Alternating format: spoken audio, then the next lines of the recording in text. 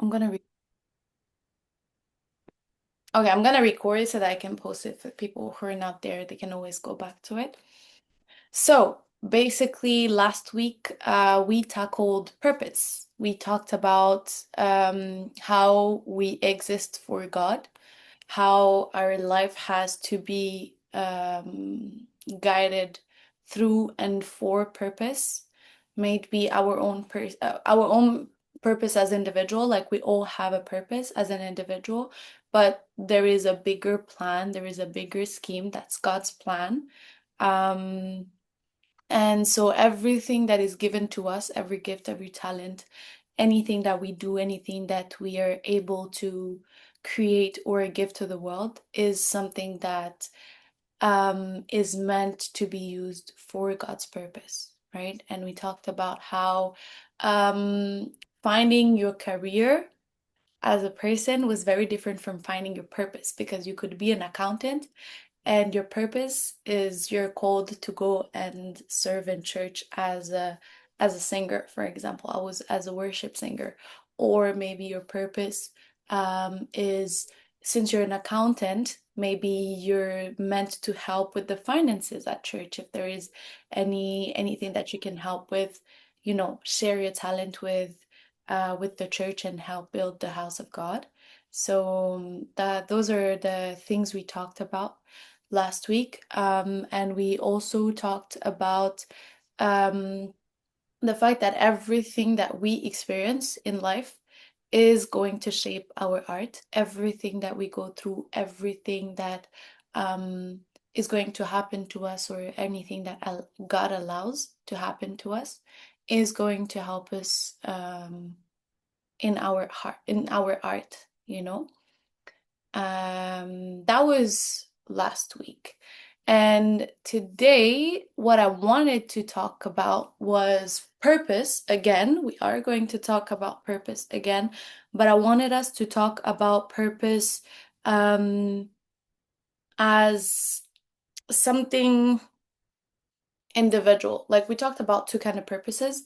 There is a purpose for you, for your own life, and then there is like the purpose of your life in the grand scheme of God's plan, right? Our purposes as human beings in general, and then your purpose that is specific to you, right?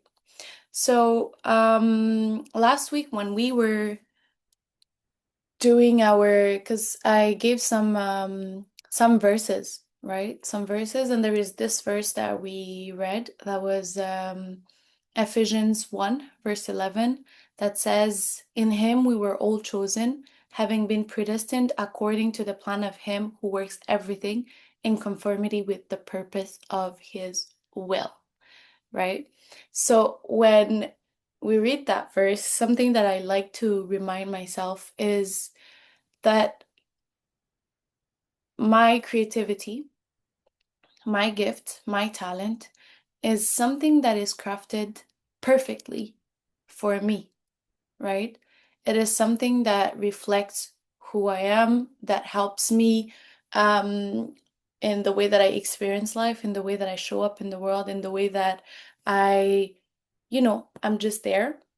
And it is something that's going to often be a source of, I'm not gonna say conflict, but you are going to go through some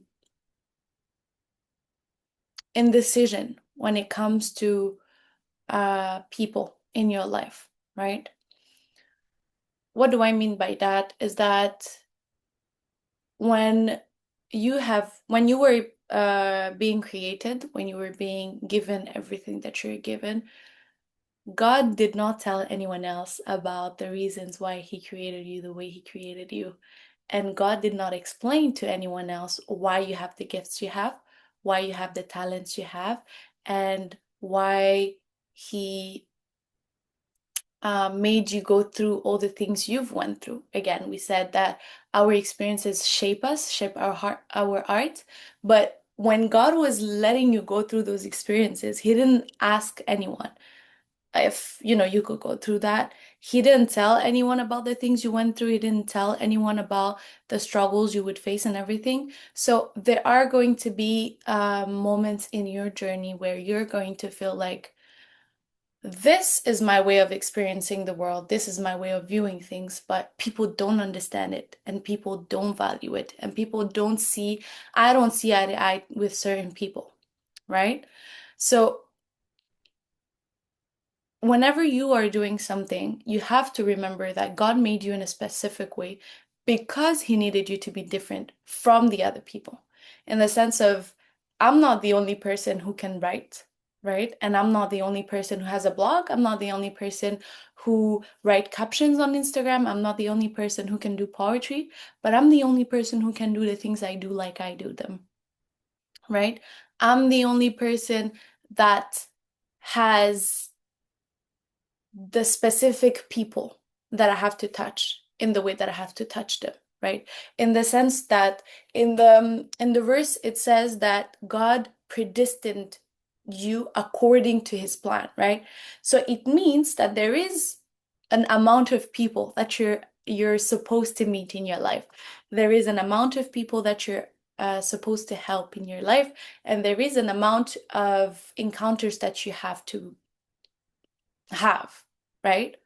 And when it comes to your art, the things that you're giving, the light that you have within you is very specific to you, right? That's why you have, when you look at, for example, when you're buying, how is it called? Those things that you fix. I don't remember the name. The bulb, light bulb one. When you're buying light bulbs, sometimes when you're buying them, the light bulbs they give you white light, and some of them give you yellow light. Some of them are a little bit like smoothing, like orange, very, very atmospheric kind of light, right? So as a person who's trying to give something, the thing you're giving is going to be very specific and very special to the person that's supposed to receive it, right? The people who are not supposed to receive it, or the people who are not fed off of your creativity or off of your talent or off of your gift, are going to be people who are not understanding really why you're doing the things you're doing, why you're saying the things you're saying, right? Because the bread you're trying to give is not theirs. The portion you're trying to pour out is not theirs. So obviously, if you're giving them something, me personally, I don't like seafood. There's a lot of things in the water that I'm like, no.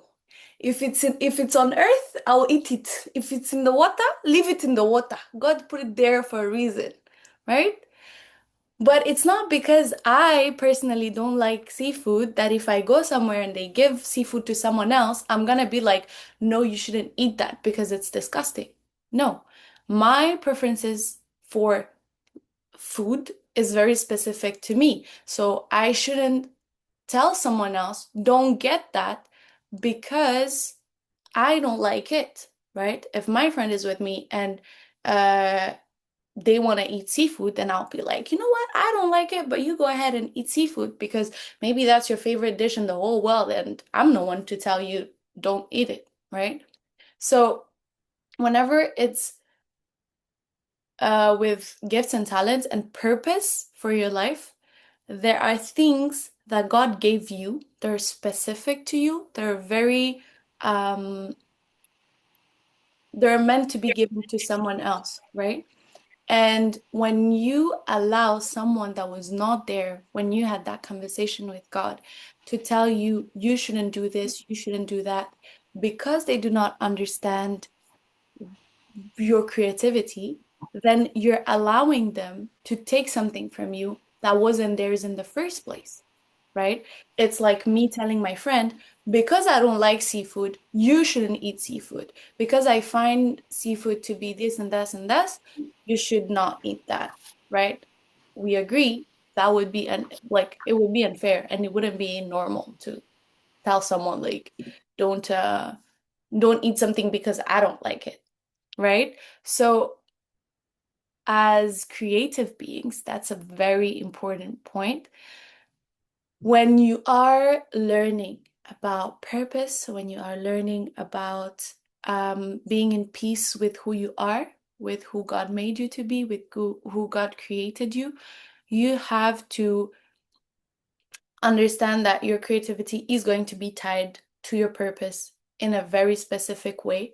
And people who are not supposed to get anything from you will not understand it. But it's not because they don't understand it that it means that you're wrong or that it has less value, right?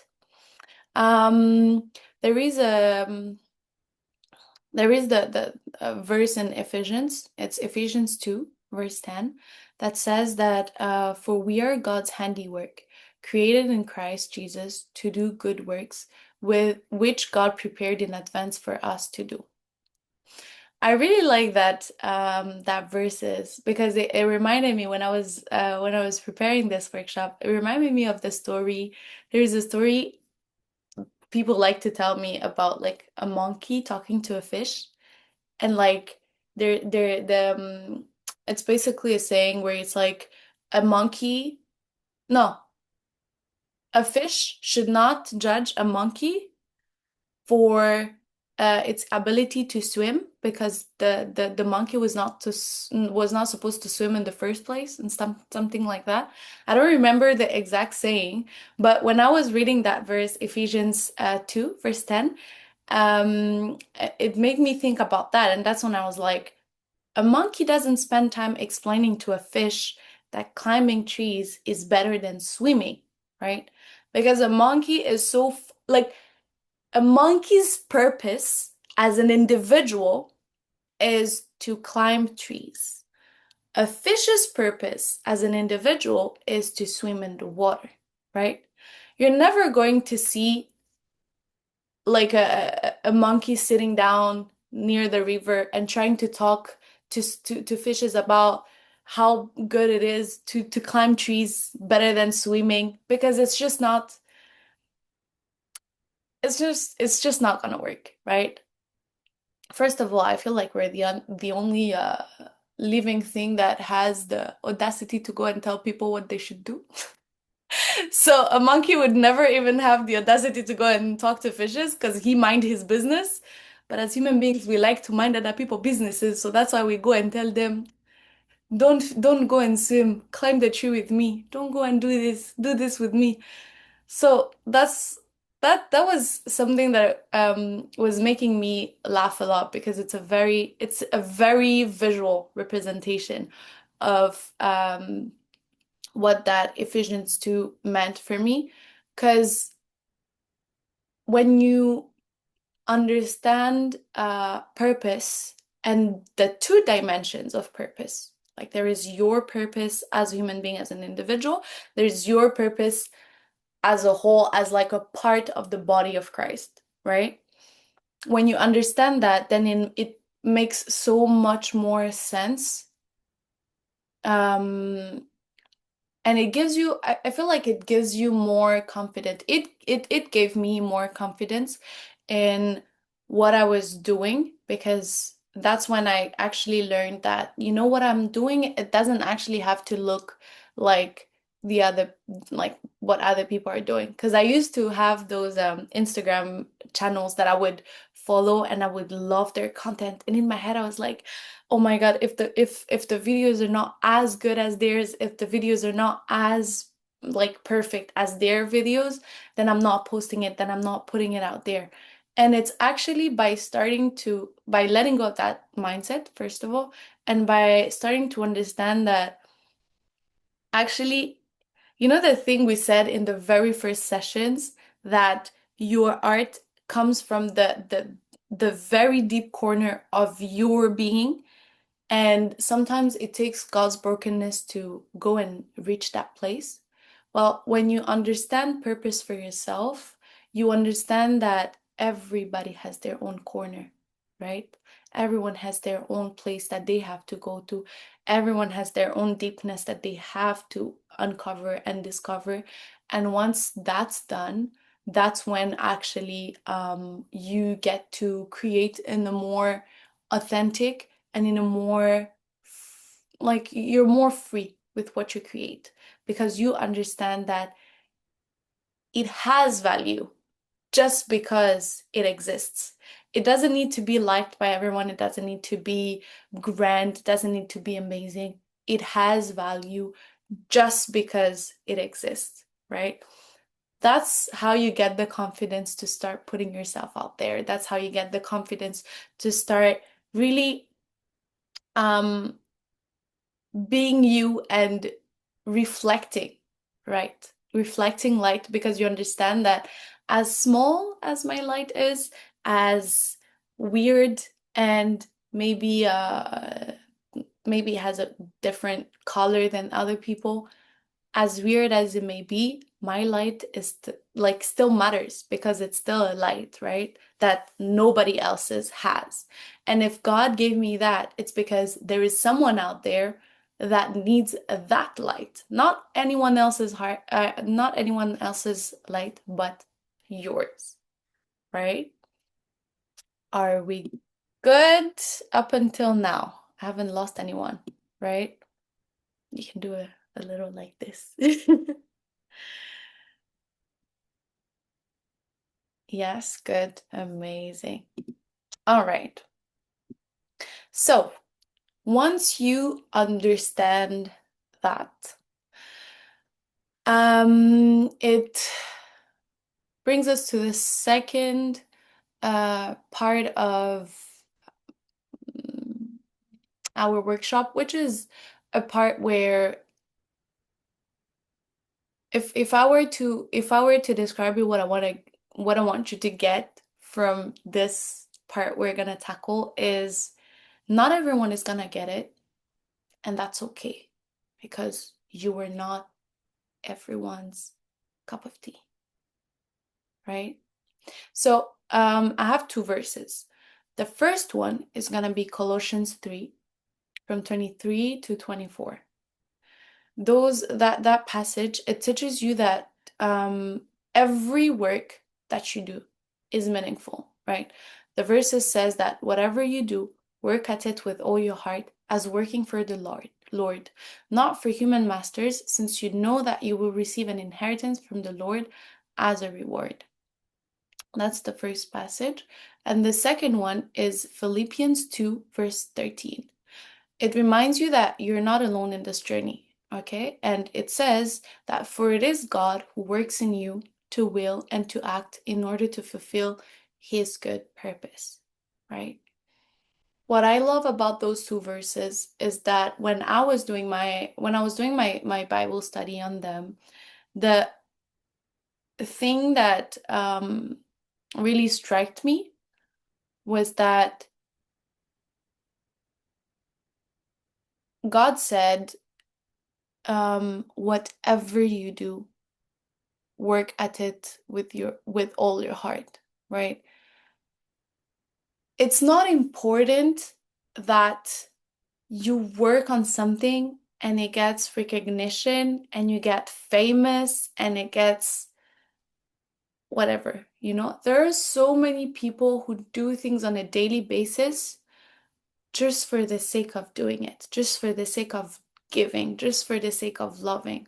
And when I first started my social media accounts, I had a lot of people that were asking me like, "Oh, so you make money off of it? You make money off of it?" Yeah.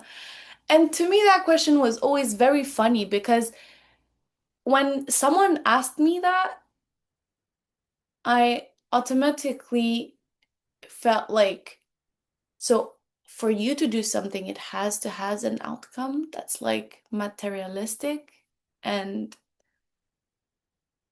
human in the sense of I've learned that a lot of people, if you don't get anything materialistic from anything that you're doing, they're not going to see it as rewarding, right? When you are doing charity work or when you're doing what I do, it's you create and you give to to people online. You don't know them.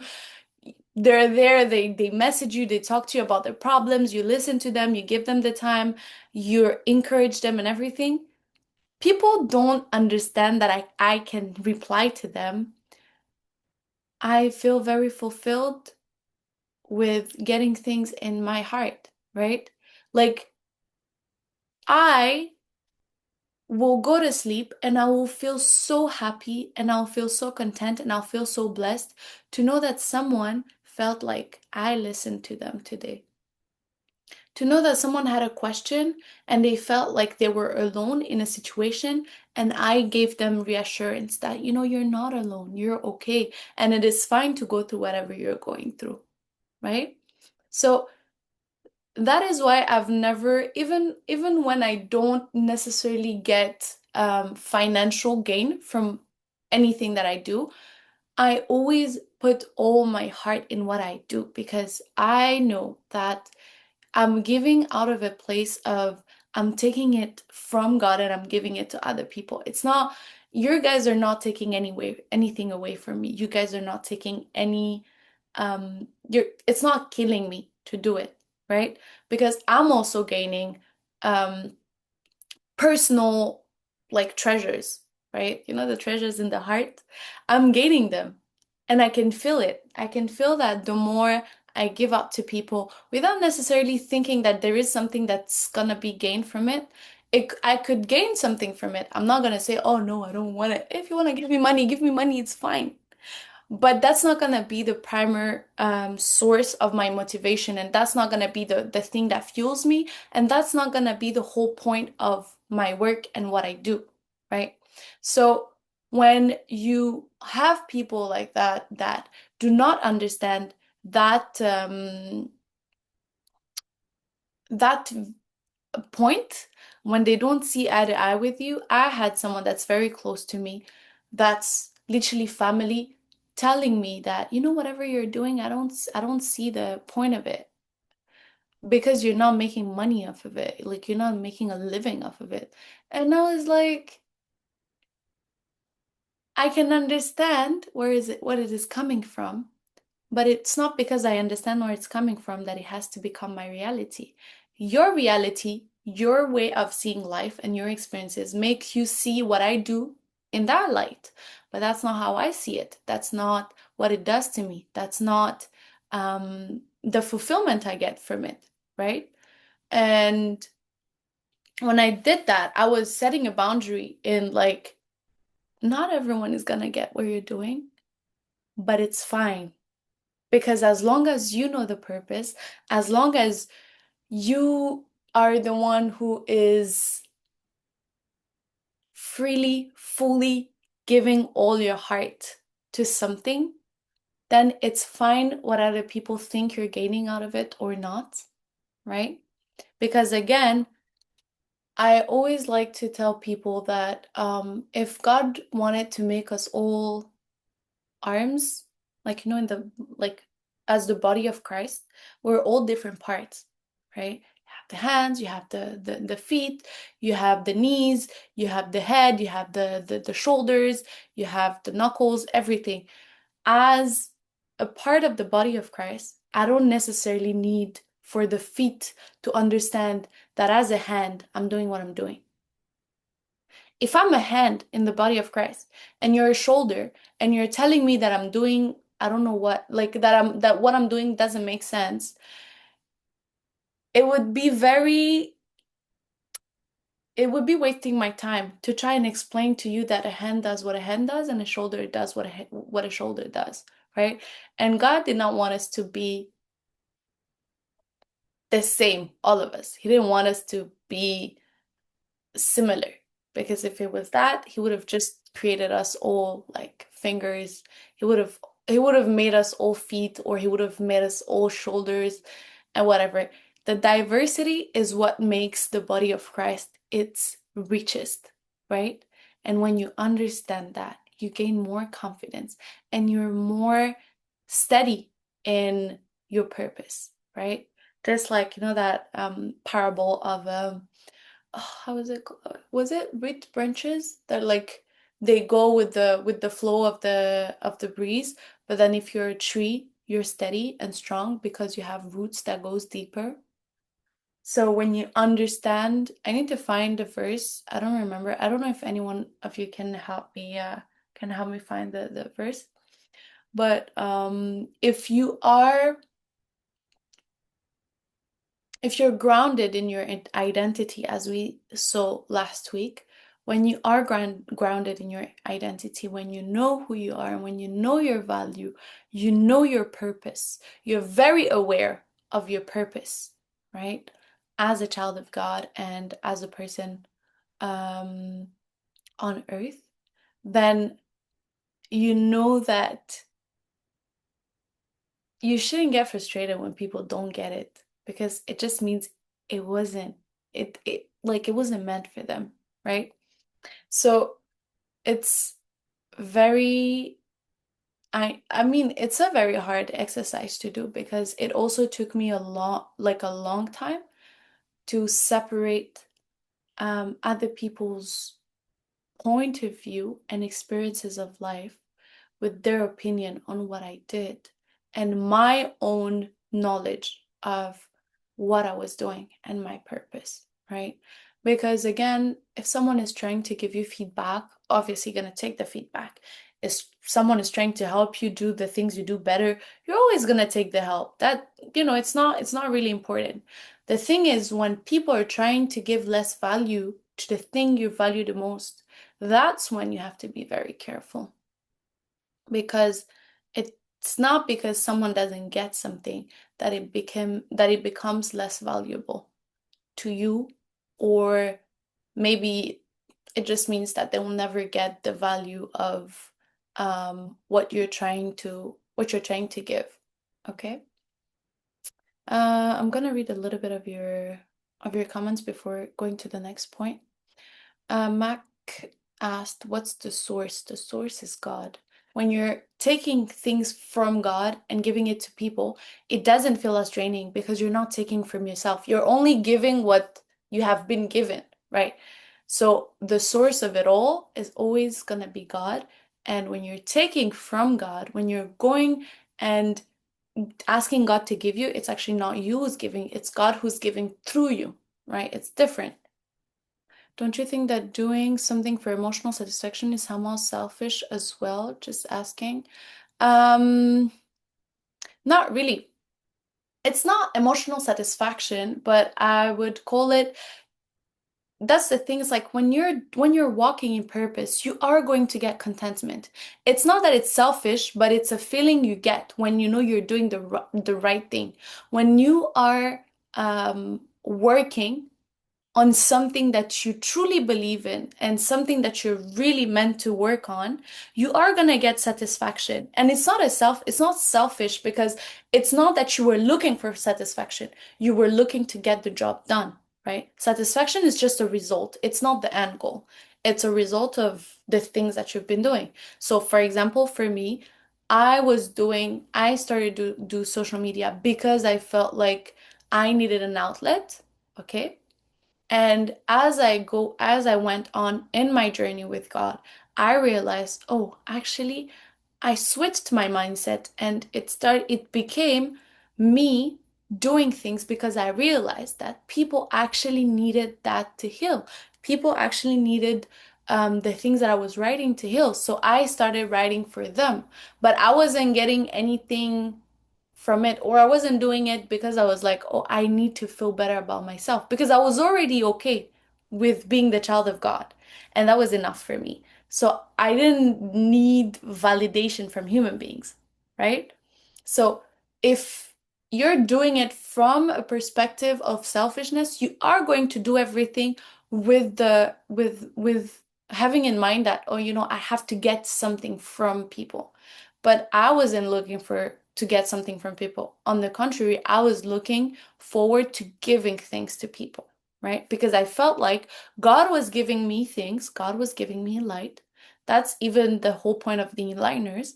God is giving you so much that you want to give it back, and you're looking for a way, an outlet to always give back, right? Because you don't want to keep the light inside, right? It is. That's why we have hormones and is everywhere connect with human being. Yeah, also chemicals. God made us in a way that if you do something that's good, you're gonna feel a reward. If you do something that's weird, you're gonna get rewarded, but with weird chemicals in your body. When you do it for the sake of feeling good, it's manipulation. But we do it purposely, you also get the benefit, which is feeling good. That's okay. Yes. Thank you, George. Thank you very much for explaining. Okay, so I'm gonna talk to you a little bit about an example to illustrate a little bit what I meant. When I was in high school, um, I had like one of my friends that I was very close to. It's a person that, I really valued her opinion. I really valued what she was telling me. I really valued her input on everything that I would do and on my life. And that person, I was used to like sharing what I like my art with them. I was used to showing them what I like to do, what I like to write and everything, my favorite pieces.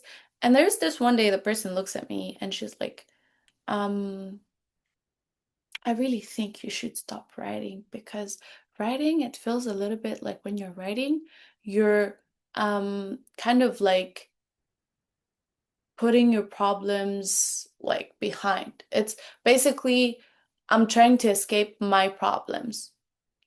I'm trying to escape my reality. That writing is not good because it makes me actually escape from the problem and not resolve the problem. And when the person said that, I sat down with myself and I was like, I don't think so, though.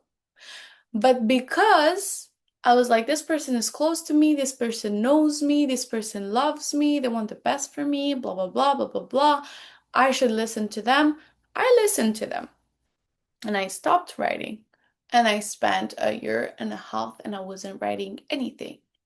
And I can tell you that I truly felt horrible during that time when I wasn't writing. Because the thing is, my gift is not just something that I do just to do it. It is something that helps me be sane. It is something that I do to process my emotions and my thoughts. It is the way that I found that works better for me to explain to myself what I'm feeling and to be able to put words so that I can explain to other people. If, for example, you did something I didn't like, I am going to use writing to understand why I didn't like it. And then I'll be able to look at you and be like, oh, so when you did this and this, I didn't like it because it triggered this and this and this. And so I wasn't feeling comfortable because this and this and this made me feel like that. Right? That was the way I processed life. That was the way I processed my emotions. That was the way I healed my heart. And that was the way that I could actually be sane because I couldn't speak to anyone. I felt like I needed to write. Again, that person was, when she said what she said, was talking to me from a very caring and loving perspective. They were trying to protect me and they thought they were doing the good thing by telling me to stop writing. But the thing is, that person didn't know me like that. That person didn't um, understand my person like that. That person wasn't aware of how God created me like that, right? So because they didn't know that, because they didn't understand what it meant for me, they thought I was just using it as a coping mechanism to escape, but they've never actually took the time to learn about how it healed me, right? So when people don't get what you're doing, they're gonna criticize it. They're gonna criticize it because either they don't understand it, but it's also sometimes because you have more courage than they do. Sometimes it takes a great amount of strength to be able to do the things I do, the things you do as a creator. I don't know in which field or creative, like in which creative field you are in, but it does take a lot of courage to do the things we do, right? I don't know if you guys agree with me. And sometimes people are going to criticize you because you had more courage than them. I personally do not tolerate that someone makes me feel bad about doing something when they're not doing anything. I would rather do something and make mistakes and learn from my mistakes and become better the next time than not do anything and stay stagnant. And some people are like that. They're stagnant and they are stuck in their inability to do something. And because you're doing something, you are triggering them. You're actually annoying them because they're like, why is she doing the things that I want to do but I can't do? Or what is it that she's even doing? Why is she even doing that? And I feel like it's very sad that when someone is trying to do something good, because you're insecure or because you don't have enough courage to do something yourself, you even criticize the small amount of things someone does, right? Because people are not perfect. People are not gonna get it the like perfectly all the time, but people are trying and people are trying their best to give you the best, right? So at least let people breathe and let people be in peace, right? But some people don't know how to do that. So that's when they're gonna be criticizing you and trying to, make you stop whatever it is you're doing, right? So, I feel like when you understand all those things, you get a lot more peace because um, you understand that because people don't understand something, it doesn't mean that it doesn't have meaning or value. It just means that that specific thing wasn't for them, and that is okay. Your light is going to shine for the people who need your light, your specific light. And I feel like also some people are so stuck in their own darkness that they can't handle other people's light. It's like, sometimes when you're inside and it's very, very dark, then you get outside, you are going to tend to close your eyes and open your eyes very slowly for your eyes um, to get used to the light, to the sun. But the sun will never shine less bright because your eyes are hurting, you know? The sun will stay the sun, light will stay light. You're the one that has to adjust. But some people don't know how to adjust, or some people are like they hurt too much because they've been so long in the dark corner that when they see light, it hurts them and it can actually burn their eyes, right? So you're like, learn to actually learn that, put that in your head that it's not because someone um is not ready to accept your light or is not ready to receive your light, that it means that you should dim it or that you should, turn it down because it's not your mission to turn it down. It's not your mission to make yourself less shiny. It's their mission to let their eyes adjust to your light, you know? I hope I make sense.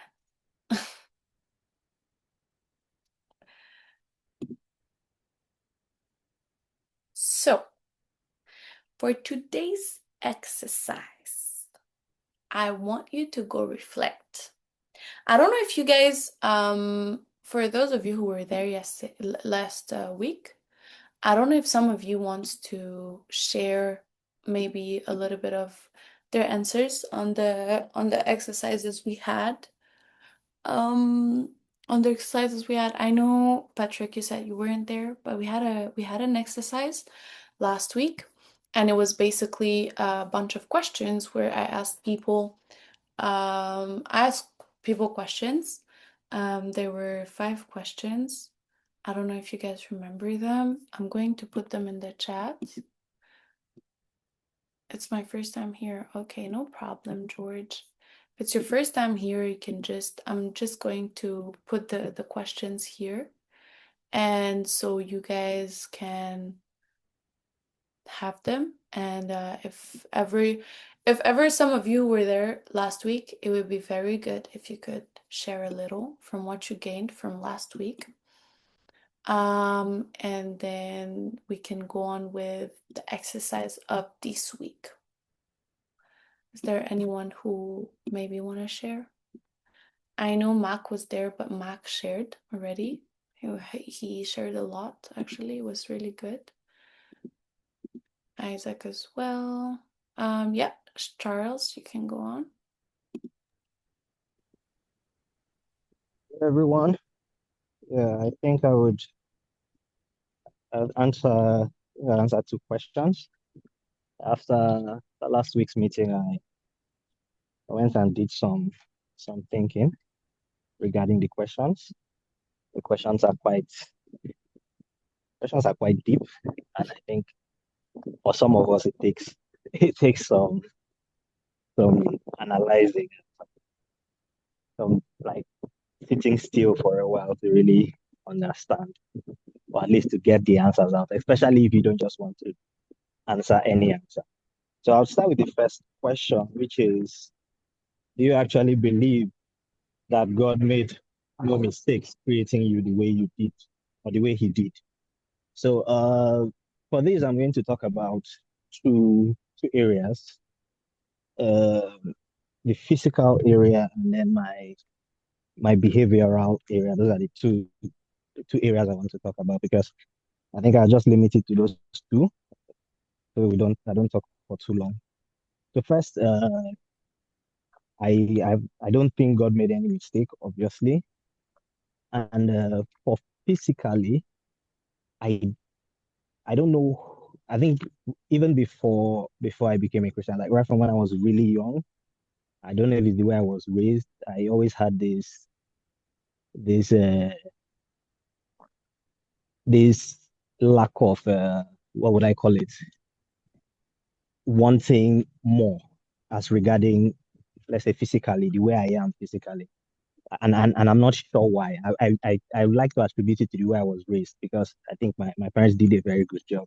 So I remember when I'm a member of a very big family, and I get to meet my cousins a lot. Like we get to hang out a lot, holidays together and stuff like that. Grandparents, uncles, nieces, we're always together most of the time. So I had a cousin, and she was very pretty. And I was a teenager then. We're young, we're still teenagers then. And I knew she was really pretty, but I noticed anytime we're talking about physical appearance, she would look for one one physical feature in her body and just complain about it. And I remember then it used to be her feet. She'd just complain about her feet. And I used to wonder why would you focus on your feet rather than your face? Like your face is really pretty. Why are you preoccupied with how bad your feet look? Although I don't know. I don't think her feet look bad, but to her it looked bad. But again, I noticed that right from a very young age, that thought process wasn't really how I thought. I would rather focus on what I consider to be good rather than what was bad. But moving on, like growing up and now becoming a Christian and being faced with this kind of question, like, no, I don't think God made a mistake. But I think the area where I would have struggled with is behaviorally. Now I'm a very quiet person, and I'd say substantially shy. So I'm very reserved on my own, and I don't like stress. I don't like problems.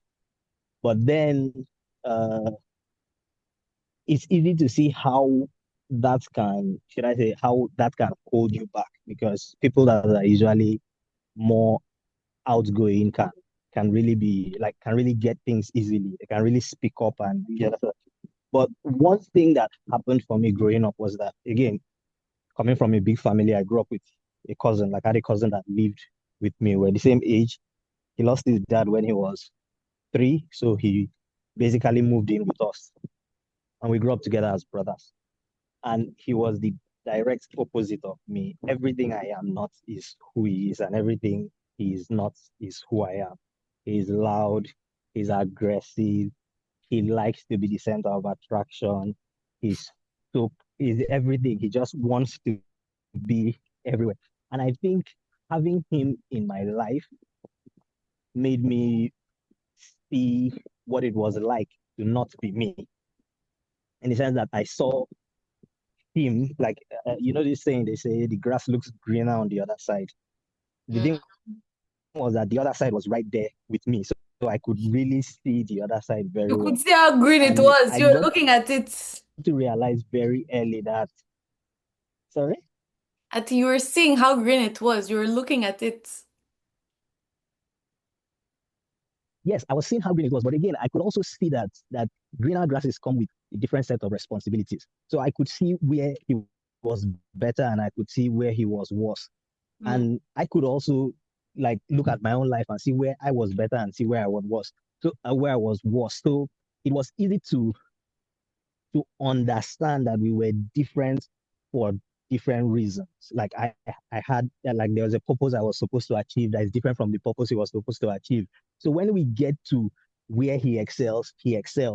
But that doesn't stop me from excelling.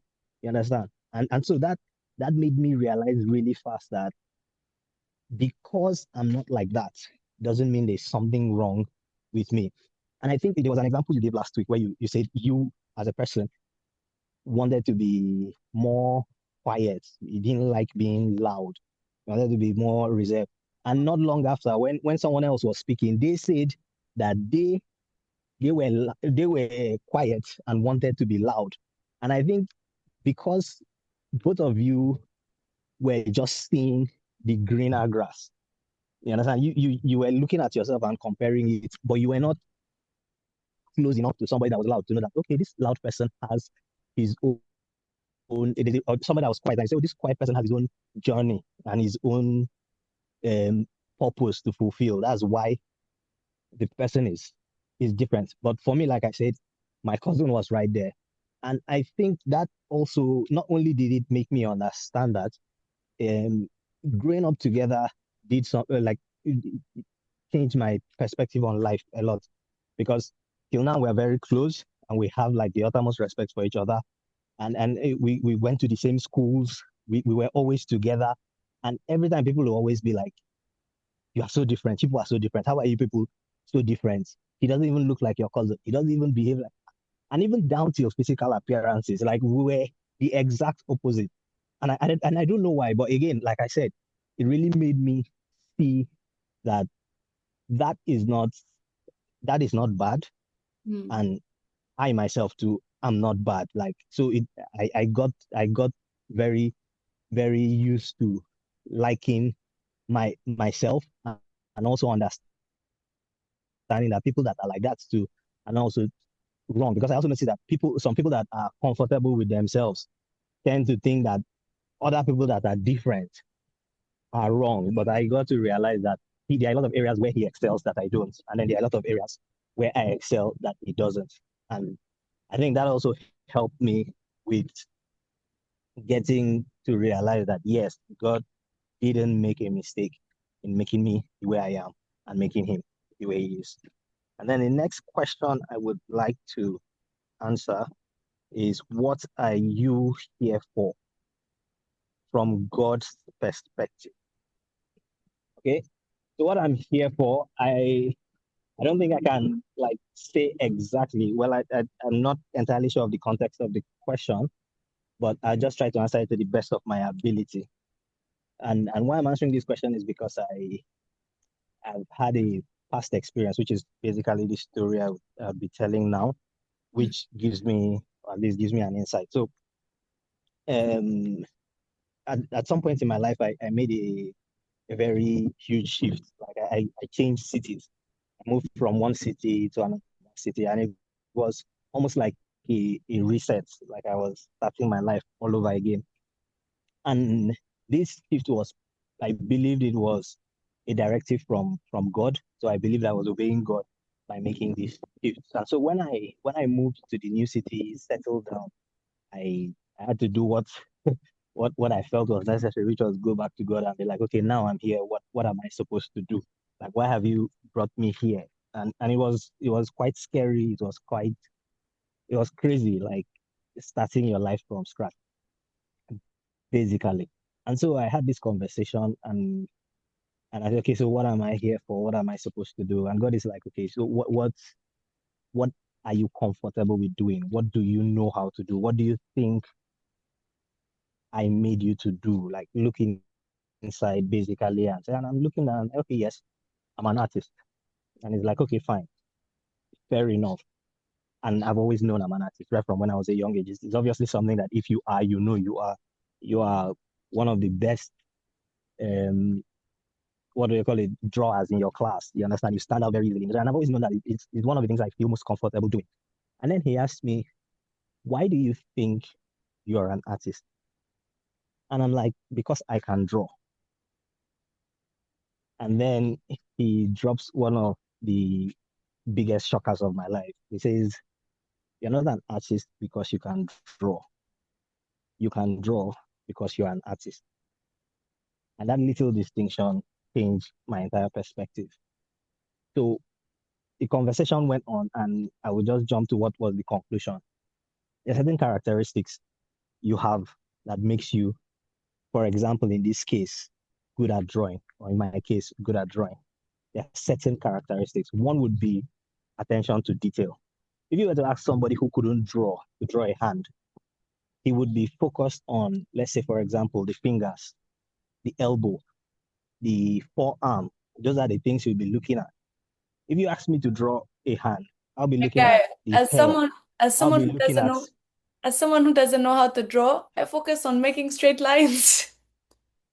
exactly, exactly.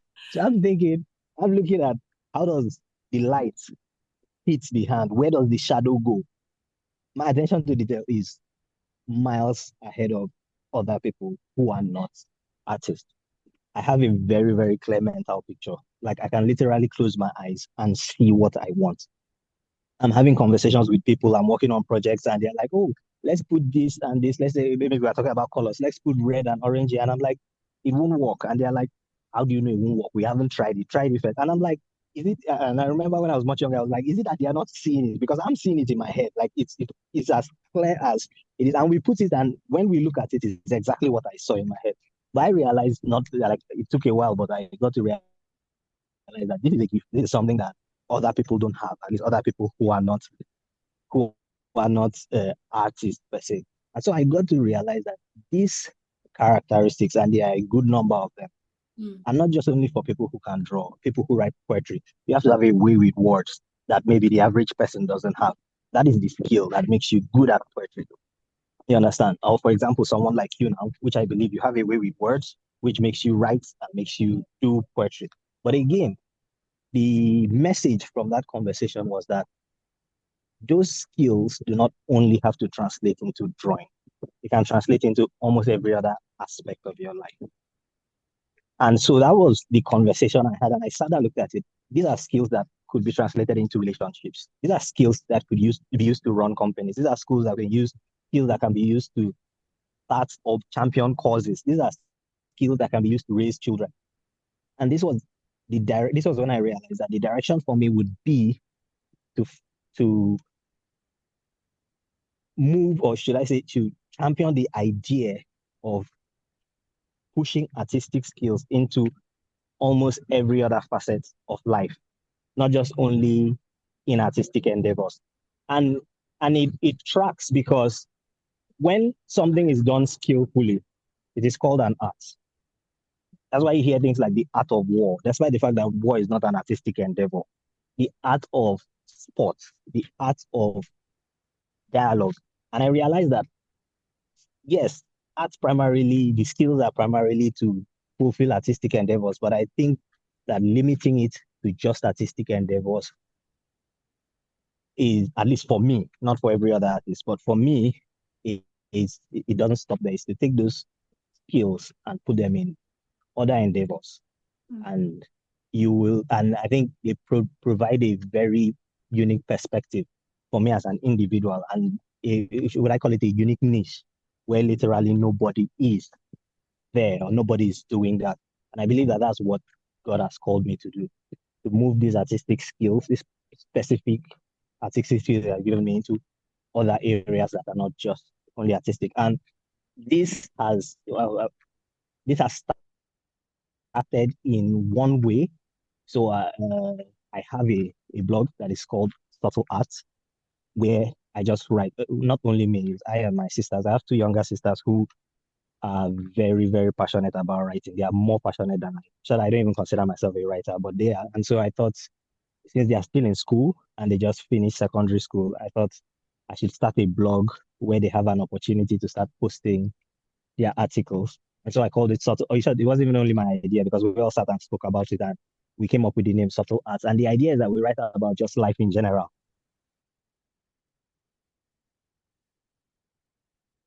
But every article, so for example, what's called the subtle art of facing adversity. So every article has the subtle art in front of it, which is a way of having an artistic approach to just about everything that happens in life. And for me, that is how I approach life from a very artistic point of view, because I believe that that is what God has created me to do. So yeah, those are my two answers for the questions that were asked last week.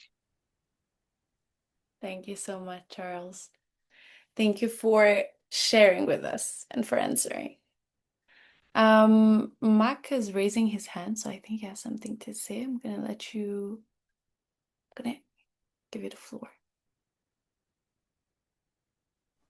Yeah, thank you very much, everybody. That was a very, very good explanation. I would have loved to see George say something because what he answered me was really, I would say, so factual, and I wanted to hear what he had to say, but unfortunately, he left. So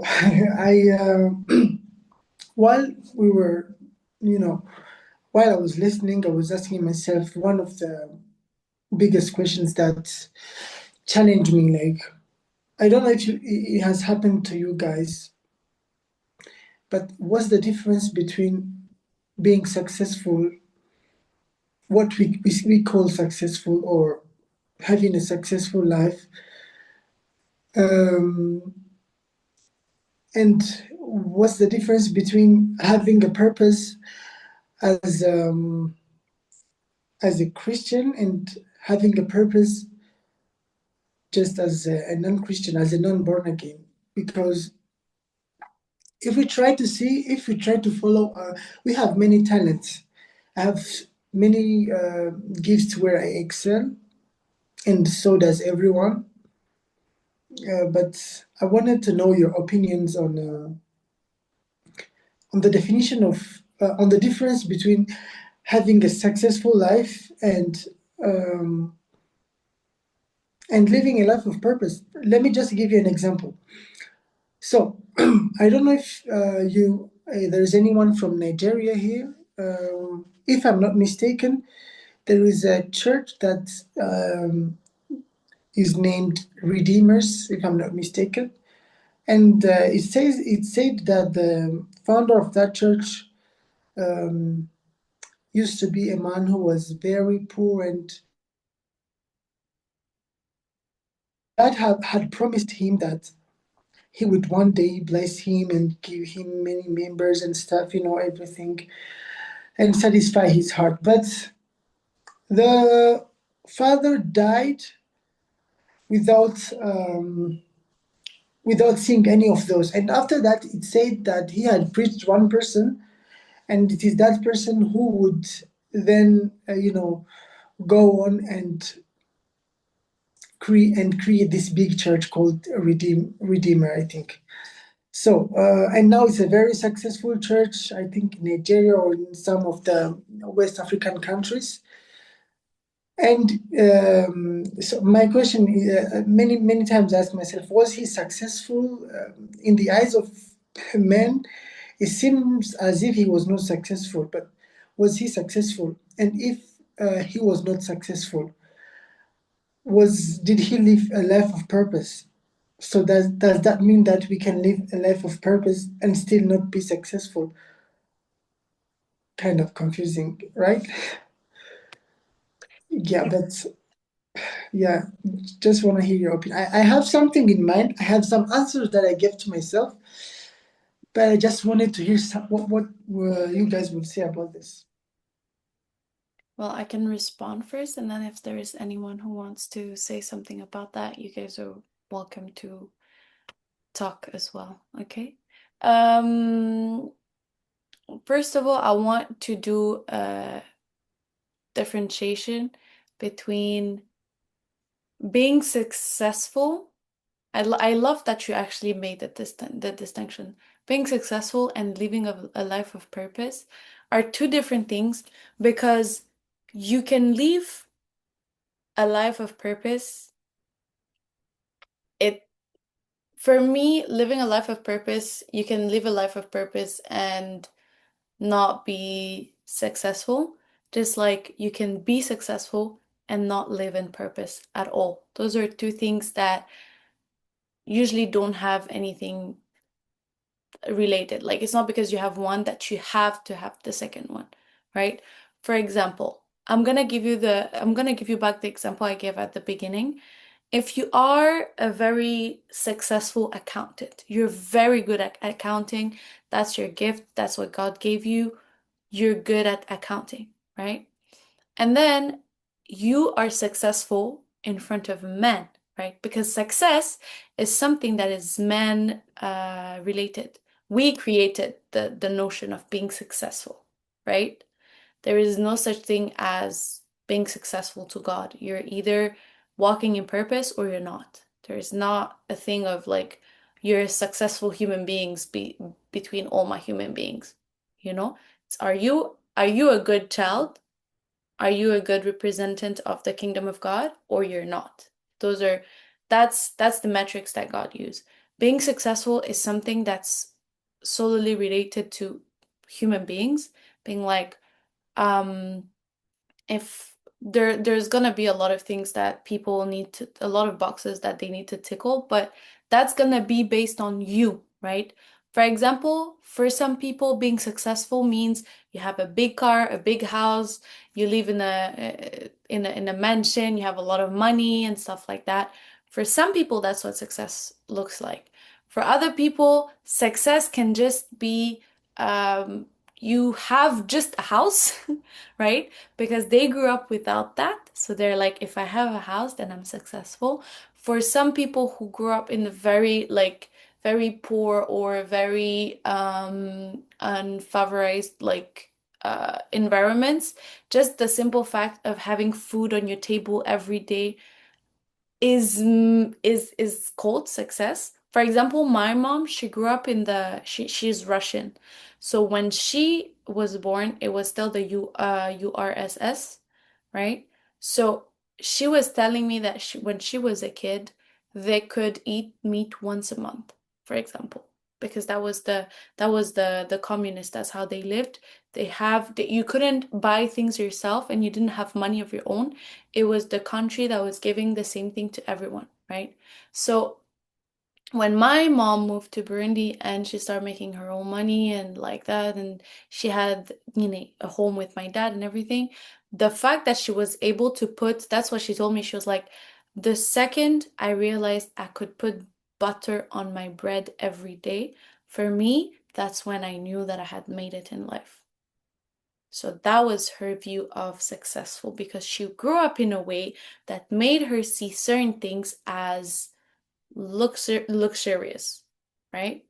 So to me, deciding that you're successful or not, people are gonna decide that based on their experiences of life, how they grew up, what they had or didn't have when they were growing up, and also what society tells them, right? There is a lot of things that are meant to be like for successful people. They're not you decided them, it's other people. Like, for example, if you see a guy that's driving a very good Mercedes, like a very big car or a very big Lexus, and he has clothes on, he has a very expensive watch, you're gonna look at them and what are you gonna tell yourself? That man is successful, right? So there's a lot of things where it's other people that constructed that, it's societal construction. Oh, success looks like this. But living in purpose is different because living in purpose is not related to the world, it's related to the kingdom. Living in purpose is you have been given gifts and talent, you have been given, there are things God asks you to do. If you do not do them, then you're not living in purpose, right? For example, Jesus, he was very wise. He was wise enough to go in the temple and he could have stayed there and taught people in the temple, right? Because he had the gifts. He was very smart. He was very wise. He could have decided to become a Pharisee, like to go and to become like a doctor of the law, a doctor of the law of God. He could have done that. That would have been him being successful because at the time, Pharisees were seen as the elite of Jews. But he didn't do that. He walked in purpose. So instead of choosing that human vision of success, he went and died on the cross, right? So he lived in purpose. Sometimes what you do for purpose is very different for what you can do to become successful. Because you can become successful in very, very silly things. You can become successful in very ungodly things, and you can become successful while stealing and killing people. You know? Successful isn't tied to any godly manners, but living in purpose is very much tied to how godly you are and how sanctified you are and how much you're willing to give up of yourself to walk in God's purpose for yourself, for your life, right? Someone commented um I'm just gonna read the thingies and then you can talk because I feel like you have something to say, Mac. I'm just gonna read the answers for of Lexama. Lexama said, as a Muslim, by answering the fourth question, the Quran teaches us that we're created to worship and serve God. This worship encompasses of a life, including prayer, seeking knowledge, and acting justly. The ultimate purpose is to attain the pleasure of Allah by striving to do good and avoid evil, leading to forgiveness and great reward in the afterlife. The first question is that we are all different in this world. Everyone has its own unique DNA and the way God has been created him. The fact is that we all have purpose in this world. We just have to find it and know how to serve him. I agree with you. Okay. Mark, I don't know if you want to say something about what I just said, or if there's anyone else that wants to say something. Actually, about what you said earlier, in the book of Joshua, I think the first chapter on verse 8th verse, it says that if you keep this book on your mind or something, then you shall have good success. So there's actually success in the Bible. There's God like has a definition of success. So I think that according to the dictionary, success might mean doing something like perfectly or to succeed to do something. And purpose is something for which someone exists. And I think that all of us, especially, I don't think there are many purposes on earth. I think there are many ways to reach one purpose on earth, especially as Christian born again. We have one purpose. The The kingdom of Bible says, God. you know it, right? Yeah, we have one purpose. The Bible says it's the will of God that everybody gets to know Christ. Stuff that's our big purpose, because you can you can't, I mean, you can't have many purposes, because as you said earlier, someone may be successful in doing bad stuff and really successful. We know many successful people in bad stuff. And Fortunately, you cannot have it all. yeah, and so I thought that I should say that maybe purpose is having something for which we exist. Yeah, having something for which we exist. I think that's what God was referring to when he was telling to Joshua that if he wanted to have good success, he should keep that book in his mind and read it every day and meditate it every day. Because at that time, he had one purpose. The purpose was to bring the Hebrews or the Israelis. I'm not sure they are the current Israelis, but the Jews. He was to bring them to the promised land of Canaan, and so to do that, to reach that purpose, he had to follow up what God had told him. So I think that our first job in the vision of God, or our first in finding the purpose, is to find our role in the purpose, in the big purpose, maybe finding our role in the big purpose. We all know the big purpose, and finding what we can contribute in that. And I think all our gifts should be collected together to help our purpose on earth. I think that's the definition. I don't know. That's what I just wanted to say. Thank you. Just to clarify a little, I think that, when it comes to success, people like to link something I don't really appreciate is that when people say, oh, I want God to answer my prayers and to make me someone successful, they always mean successful in a materialistic way. That's where I think there is a difference between the success that God meant to Joshua, because he was like, I want you to succeed in leading my people. So I want you to succeed in fulfilling your purpose, and not necessarily I want you to be successful, like rich and all that, And that's where people get messed it up a lot, is that sometimes when God doesn't bless people with money, they think God is not making them successful and God is not blessing them enough. And I feel like that's when human beings can sometimes we can have it like twisted. We're gonna listen to Charles and then Patrick, and then after that we can close the session because it's time, guys, and I don't want to eat on your afternoon. Okay, I think I just want to add my own 2 cents because I think a lot of people try to create some form of equivalency between success and purpose, and uh, they try to try to find a connection between them, and sometimes mix up um, mix up the definition, so at least what they are, because they are two very different things primarily. And the area or the difference I want to focus on right now, which I think would help or might help us understand it more, is that success is usually something that occurs sometime in the future. So there's a goal that you are trying to achieve, and when you achieve that goal, you have been successful. You understand? But purpose is very different. And from my own understanding, purpose happens over a period of time, and sometimes throughout the period of time, in the sense that when you look at scripture and when it talks about purpose, it talks about it in what is called a continuous tense. It uses words like according to purpose or working in purpose. It doesn't define purpose as something that's in the future. So, and when people talk about purpose, they always talk about purpose as something they will fulfill in, let's say, 10 years' time or in 20 years' time.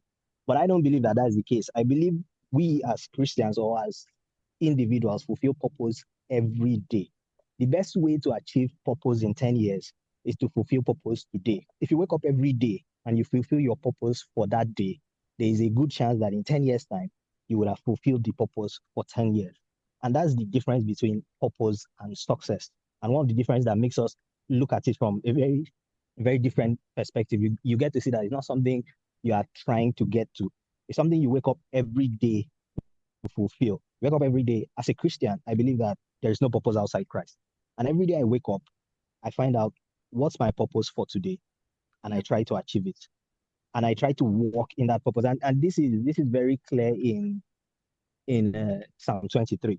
When if you read Psalm 23, it talks about that whole verse is basically a journey. And there are a lot of references to paths and roads and all those kind of things. So it makes you, and when you read that passage, you see how it just talks about, I'll lead you along the path of righteousness. You understand? Like, taking you on a journey. It's not something that you are looking forward to. And talking about Joshua, which was the example that was made, Joshua was not supposed to sit in his tent and wait for a particular time to go out and lead the children of Israel. You understand? So it had to start when God called him. He started the journey. So every day he had to wake up and find out, what is God's purpose for me today regarding the leadership of the children of Israel. And I believe that that's how it is in our life. Every day we wake up and we fulfill purpose. So we don't see purpose as this distant thing that we're trying to achieve in the future. And I think that would change your perspective of purpose, because you are not chasing a landmark like success, where you're chasing, maybe you have like a goal, you have a set figure, like, oh, maybe if you're talking about materialistic success, you're talking about, oh, is it $10 million, or is it this, or is it that?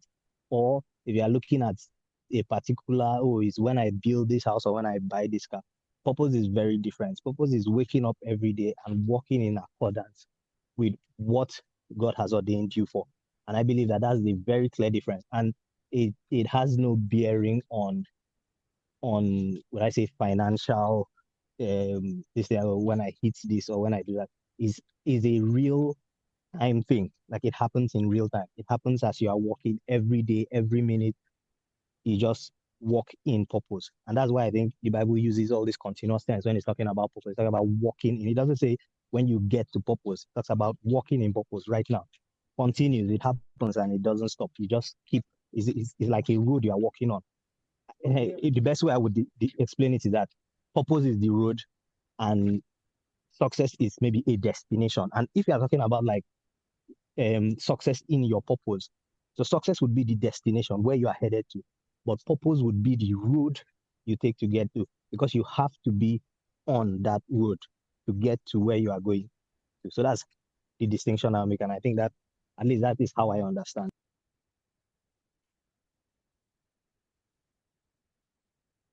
Okay, I'll let Patrick finish up. Well, I have nothing much to add. Everything was well said. And yeah, and these questions probably I will answer them in the next session. I think probably the time is up. I don't know.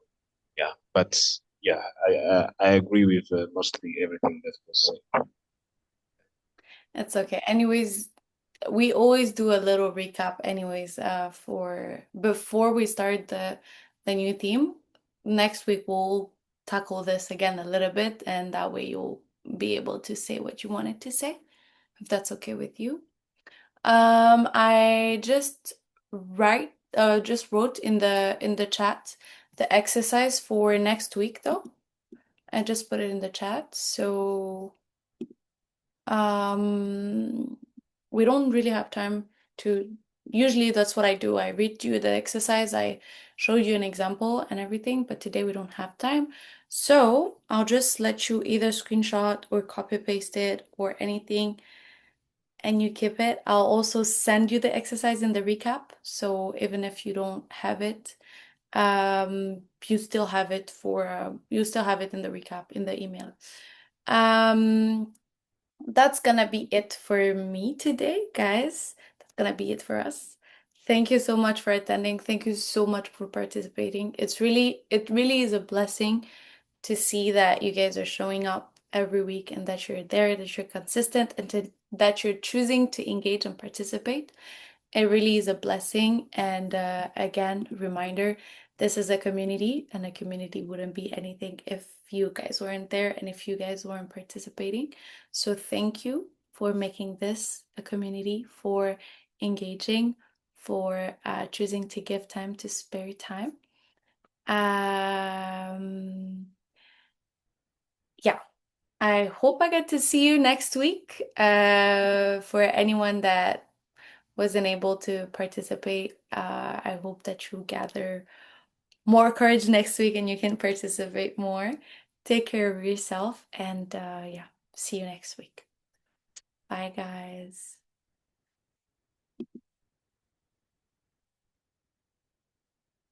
I'm gonna end